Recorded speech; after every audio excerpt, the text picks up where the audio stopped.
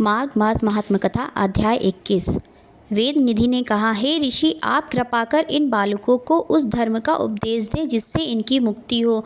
आप समर्थ हैं और इस कार्य में इनकी सहायता कर सकते हैं। लोमश जी बोले, इन बालकों की मुक्ति का साधन माघ स्नान ही है। ये मेरे साथ माघ स्नान करें, निश्चय ही इनकी मुक्ति होगी।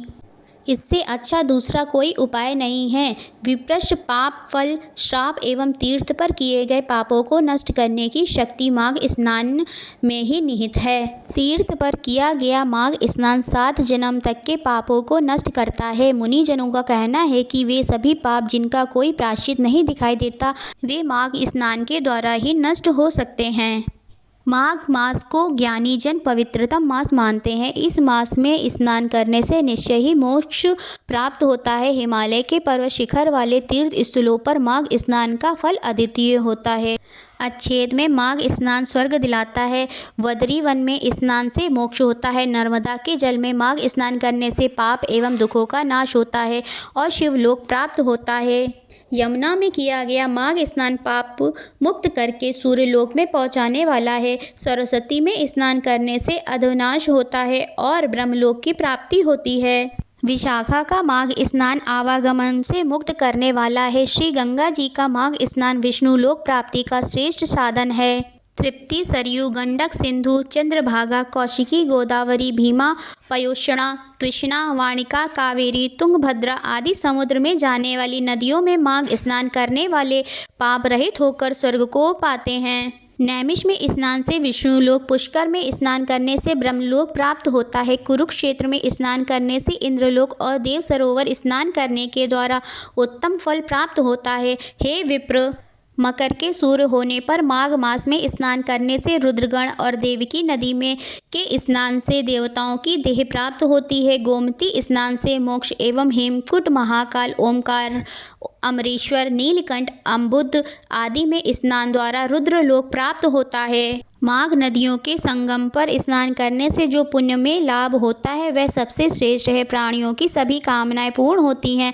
प्रयागराज का माघ स्नान तो बड़े भाग से प्राप्त होता है। इसके प्रभाव से प्राणी आवागमन के बंधन से मुक्त हो जाता है। जो 3 दिन भी माघ स्नान कर लेते हैं वे महापातकी होने पर भी नरक में नहीं जाते हैं। प्रयागराज में माघ स्नान करने वाले सकल सिद्धियों और संपदा को प्राप्त करते हैं।